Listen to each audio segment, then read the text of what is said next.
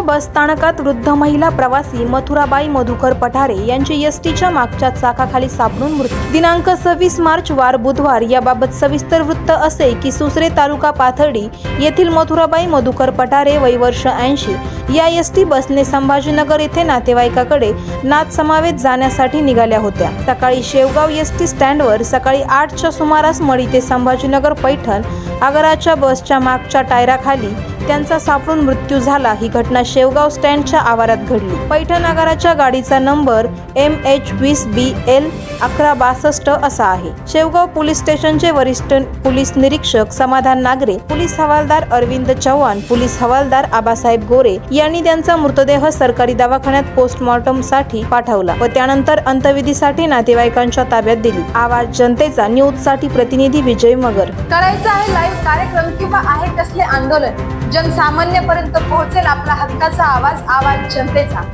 बातमी व जाहिरातीसाठी संपर्क करा स्क्रीनवर दिलेल्या नंबरवर.